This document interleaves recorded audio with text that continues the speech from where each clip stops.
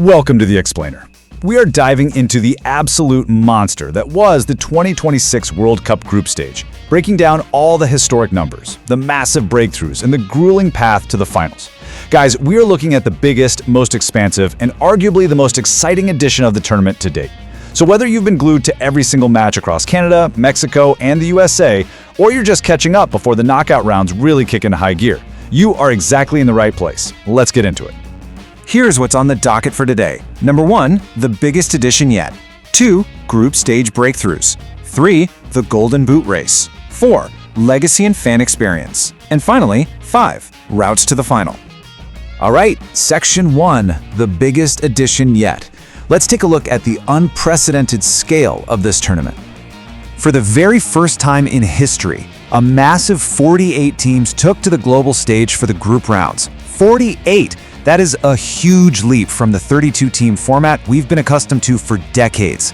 What this actually means in practice is that we are seeing nations who have spent literally generations dreaming of a World Cup berth finally getting to showcase their talent on the ultimate stage. And tactically, wow, this expansion has led to a massive shift. We're seeing underdogs employ these really rigorous, lower block defensive strategies just to lock down crucial points, which in turn is forcing the traditional powerhouses to rely heavily on squad rotation and get incredibly creative with their attacks just to break through those lines.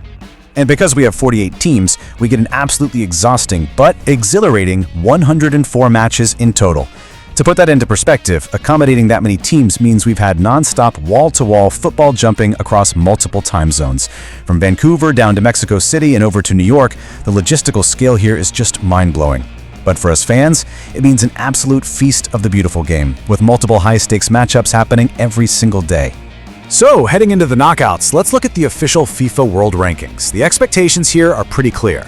Argentina sits at the absolute pinnacle with just over 1907 points, closely followed by France.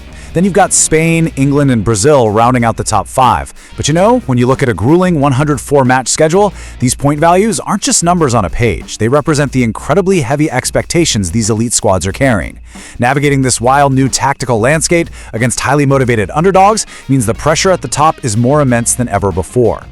Moving right along to Section 2, group stage breakthroughs. Let's highlight some of the truly historic moments we actually saw on the pitch.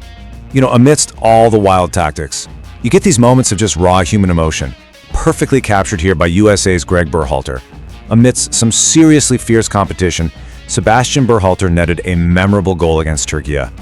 Greg's reflection that it was really special to see Sebastian score just reminds us that beneath the tactical setups and the crushing national expectations, these are real families, experiencing literal once-in-a-lifetime moments together on the global stage. But the breakthroughs weren't just individual, we saw monumental national triumphs too. I mean, look at Congo DR, facing a really tough challenge against Uzbekistan. Goals from Yoane Wissa and Fiston Mayele fueled this absolutely incredible comeback victory. And that wasn't just 3 points, that sealed their historic progression to the knockout rounds for the very first time ever, setting up a massive mouth-watering tie with England. It's exactly the kind of magic this expanded 48-team format was designed to create. We also got to witness Curaçao notch a historic, very first tournament goal, and they did it facing an absolute juggernaut in Germany. The odds were so heavily stacked against them, yet Levano Comanintia managed to find the back of the net, creating an intensely proud moment for his nation, and especially for his father watching in the stands.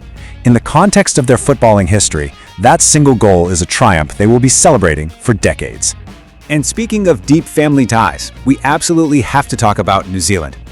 Tyler Bindon took to the pitch during the group stages, and by doing so, he and his mother, former football fern Jenny Bindon, established an incredible mother-son World Cup record. It's such a beautiful testament to how football and culture gets passed down through generations, and how the legacy of the women's game is actively shaping the men's tournament today. All right, Section 3, the Golden Boot race. Let's take a look at the top goal scorers. Just as a quick refresher, the Adidas Golden Boot is that coveted, ultra-prestigious trophy awarded to the tournament's most prolific finisher. It's an award that literally immortalizes you alongside legends of the game. Every single striker arrives at the tournament dreaming of holding that golden shoe aloft. And hey, with 104 total matches in this expanded format, there are a lot more minutes and way more opportunities to rack up those goals than ever before. So, who's leading the pack? While perhaps unsurprisingly to football fans everywhere, the legendary Lionel Messi is currently pacing the pack. After stellar group stage performances, Messi is proving that his instinct for the back of the net is as razor-sharp as ever. It is genuinely fascinating to watch a seasoned veteran like him leading the charge and adapting his game against a whole new generation of hungry, strategically disciplined defenders. Let's pivot to Section 4, Legacy and Fan Experience, because this tournament is truly a massive cultural festival. Check this out. The city of Monterrey just hosted an unbelievable milestone, the historic 1000th FIFA World Cup match, and they celebrated it with a roaring, completely sold-out crowd. 1,000 matches. It's a staggering number that bridges the very first matches all the way back in 1930 to this massive, continent-spanning 2026 edition. But it's not just about what happens on the pitch. Off the pitch, there's been an inspiring push for inclusivity. FIFA hasn't just expanded the teams, they've expanded access. Through the use of audio descriptive commentary and innovative haptic boards, low-vision fans can actually physically feel and track the game in real time.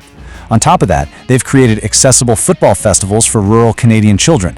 It's all about ensuring the joy of the World Cup reaches fans who historically might have been left on the sidelines. And everywhere you look, we're seeing this fascinating contrast between the deep heritage of the sport and its modern evolution. On one hand, you have historic legacies. Guadalajara concluding its third run as a World Cup host city, and legendary Mexico City groundsman Chabelo Ramirez, a guy who has seen it all and literally used to protect the pitch for Maradona.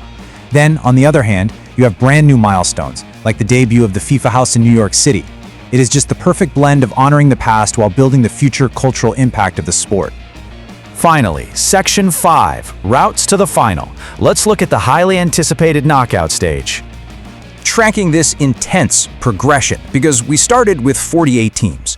We now have a brand new round of 32 that kicked off on June 28th. From there, the survivors have to battle through a grueling schedule to reach the quarterfinals by July 9th.